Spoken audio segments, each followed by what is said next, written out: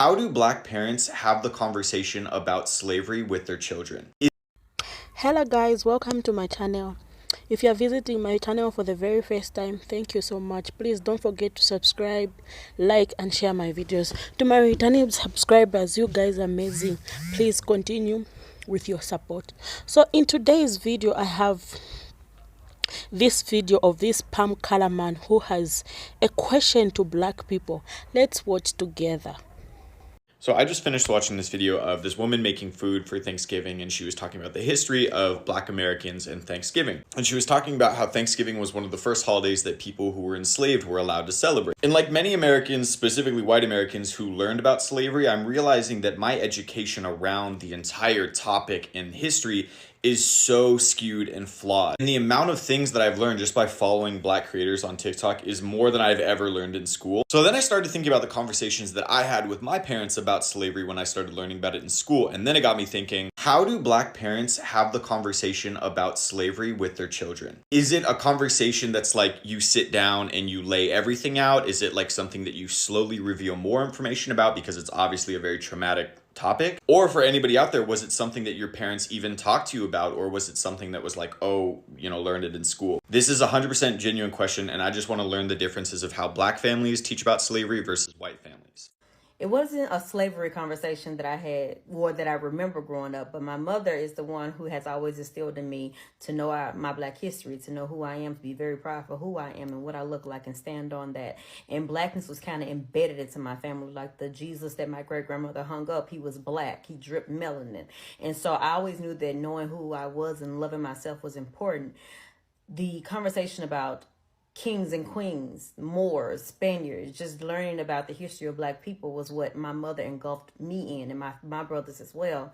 And she taught me about Little Rock Nine, and she taught me about the Montgomery, like the bombing. So we watched movies about these things. And so conversations within our family is what was more of the history for me. It wasn't a conversation of this is why they hate us. I kind of grew up understanding why, because I watched movies about it. We watched cartoons like My Little Friend Martin. My mom took us on tours to museums, so we got a sense of who we were. And when we learned about slavery, I remember doing a report and not understanding how people could be so cruel and how people could not care and how people can rewrite history. And that made me fall in love with who I am and researching and learning the hidden colors of who we are and how impactful Black people have been, melanated people have been in the history and the making of this world, and how people still try to deem us as less than. So my history growing up was kind of the conversations. It was the traditional get-togethers where we got to talk to one another, where we get to listen to my grandmother, my great-grandmother, my grandfather tell us stories of when they were children and things that happened to them, places they couldn't go. And, there's a lot of things that I learned. Slavery was one of the movies about slavery through conversations with my mom. My mom also made us watch a lot of movies growing up about slavery. And my mom herself watched nonstop history of us. I knew about Emmett Till before I could understand death.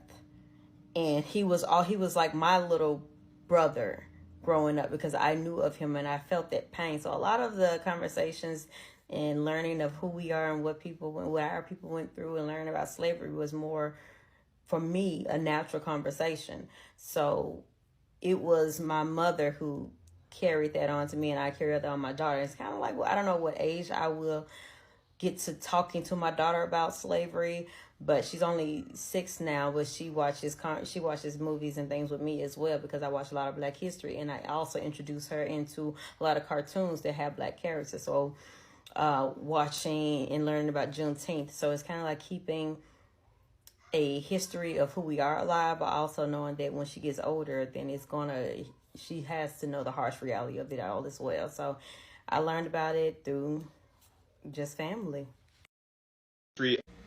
See, my mother never really went over it with me, but I watched movies about it and I had teachers who taught me in school, because growing up in New York City in the time that I did, it was very important to know how Black you was, period. But I have one person who actually did teach me about slavery, and that was my uncle. He was my play uncle, pretty much. He knew me my whole life. He showed me this book about lynching with old photographs. And I'm talking about first-hand photos, not just printed in a book. Old stories, images from lynch mobs, photos of jars with black people's body parts in it as souvenirs. He gave it to me straight. And he did that because I needed it to be conscious. Just conscious enough that I could just go missing. It won't fucking matter. It won't fucking matter. In the white man's world, it won't fucking matter. Legit. That's why there's so many missing black children right now. In every fucking city in this goddamn nation. I think every single black person was introduced to slavery as a topic by watching Roots. We watched Roots. We watched Amistad, Shawshank Redemption. Yeah. And all of us have had or have given the talk. And if you do not know what the talk is, we are well able to elaborate how every single black person is given the talk. And that talk consists of how to behave around white people, how to behave around law enforcement, how to not show our ass everywhere we go. And it is rooted in trauma. But we watched Roots and Amistad. We literally watched it and were traumatized. Color Purple. Although, you know, that was after slavery, but just watching the movie, you understood segregation.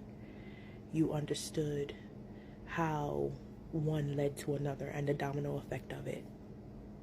But yeah, we all watched Roots and Amistad. That was the conversation. Wasn't nobody talking. Bring your black ass over here and come sit down and watch this movie. It's kind of what we all had to go through. I don't care if you were Black American, Caribbean Black, I can't speak for biracials, but Black American and or Caribbean Black with Caribbean parents and you were born in America. Yeah, we watched Roots. We watched Amistad. That's how we were introduced to it. They didn't give us a pep talk. And then from the conversation, we talked about civil rights. We talked about segregation. We talked about Brown versus the Board of Ed and how separation of schools and separations of buses. My mom was one of the first black people in her neighborhood, one of the first black families, Caribbean families in her neighborhood. And she went to a predominantly all-white Catholic girls' school full of Italians. There was only 3 black people. My mom, her sister, and one of her old good best friends were one of the first black women to ever step foot in that school. Yeah. But we appreciate you having this conversation. I think everybody's going to tell you the same thing. It was Roots. That was my introduction. Y'all, good morning. This is a great question. So I do want to kind of start from, thinking about when I was a kid, kind of growing up and stuff. I think one of the first conversations that I had with my mom, my dad, talking about slavery and injustice is mainly to protect us when we do walk out on the streets and basically knowing how to act, when in public. That's the main thing. And the reason why they had these conversations was because ideally, when we were growing up, it's the conversation of, from my brother, for instance, hey, you a black man in America, you're going to get, pulled over. Make sure that your hands are, open, wide, fingers spread. Don't make any sudden movements. Don't do, you know what I mean? And then that question's like, wait, why are we doing all that? And then the answers of, well, this back in the day there was segregation, and before then there was slavery, and this is how we came to this country, and these are all the rules and regulations and crazy stuff that was going on against black people, and during slavery that they used to do this to us. We are seen badly by people in this country, so it's more of a way to prepare us and to make sure that, hey, with this history it came tons of traumatic, systematic racism involved. So you got to be prepared and know how to navigate through that world, if that makes sense. So ideally, it was a lot all at first, but then obviously you start to learn more and more as you grow older, and you do your research and you just talk to different other Black people, and you start to gain more knowledge of, you know, different things. And to this day, I'm still learning a lot about, you know, Black history. So yeah, hopefully that answers your question. And yeah. I know quite alright, this issue is so traumatizing and painful for them to share.